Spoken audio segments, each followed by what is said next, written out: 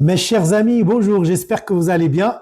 Bon, la semaine dernière était une semaine historique pour le Maroc. Le dossier du Sahara est plié par 11 voix pour, 3 abstentions. 2 grandes nations se sont abstenues, la Chine et la Russie. Et notre nation, le Pakistan, s'est abstenu. Et un autre pays membre non permanent a pris la fuite. C'est la deuxième fois que ça arrive aux Nations Unies qu'un membre non permanent ne vote ni pour, ni contre, ni s'abstient et fuit. Et c'était toujours le même pays, à savoir l'Algérie l'année dernière et cette année. Bon, c'est une très bonne victoire. Le Maroc, c'est le grand chêne et le voisin, c'est le jeune érable, d'où la fable que je vais vous proposer là. Donc, je vais vous proposer une petite fable. Dans une vallée paisible vivait un vieux chêne appelé grand chêne et à ses côtés un jeune érable nommé Ardent. Chaque année arrivait le jour du grand vent du nord, qui testait la force des arbres. Cette fois-ci, le vent souffla fort, renversa plusieurs arbustes, fit trembler branches et feuilles.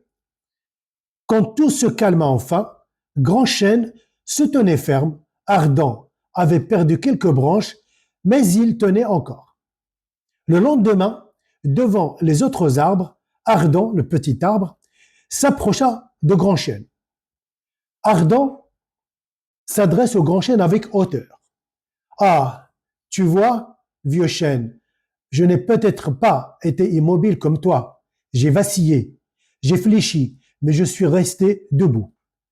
Toi, tu n'as même pas eu à bouger. C'est facile. Je suis sans doute plus solide que toi après ce vent. Grand chêne qui réplique, mais avec calme et humilité. Je suis heureux que tu sois encore là, jeune érable. Le vent ne choisit pas qui sera vainqueur ou vaincu, il teste juste. Tu as bien résisté, mais je n'ai jamais pensé que ma résistance venait de l'invulnérabilité. Elle vient de prendre racine profondément, d'écouter la terre et le vent, de plier parfois sans céder pour revenir droite.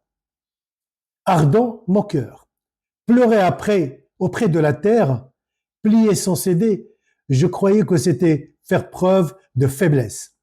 Moi, je n'ai pas bavardé, j'ai affronté.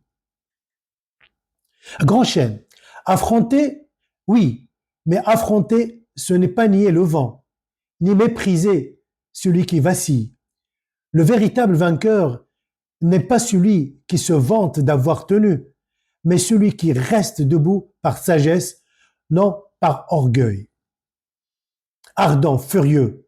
Alors, tu insinues que je ne suis pas sage, que je suis arrogant? Grand chêne, tranquillement. Je dis seulement ce que j'ai observé.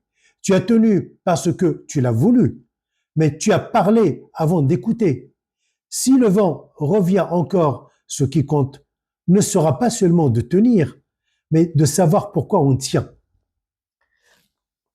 Le temps passa, un deuxième grand vent souffla, plus fort encore.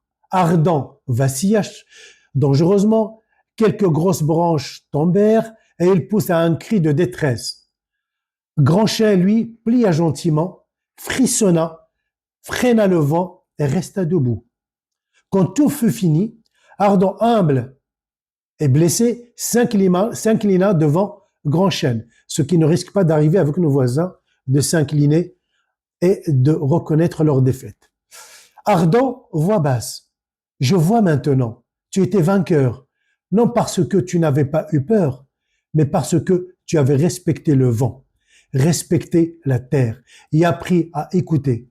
Moi, j'ai voulu vaincre le vent, mais j'ai oublié d'apprendre.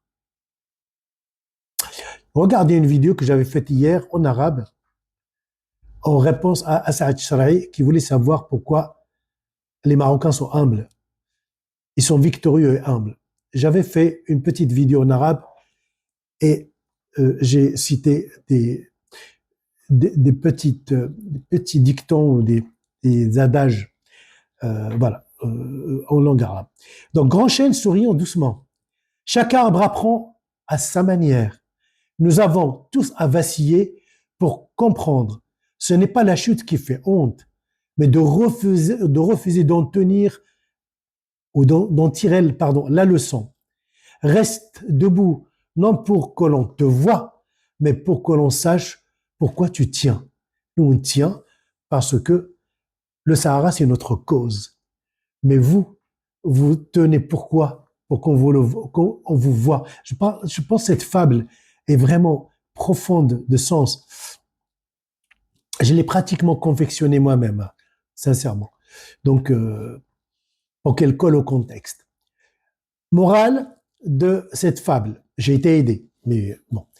L'humilité et l'écoute valent mieux que l'arrogance et la vaillance sans réflexion.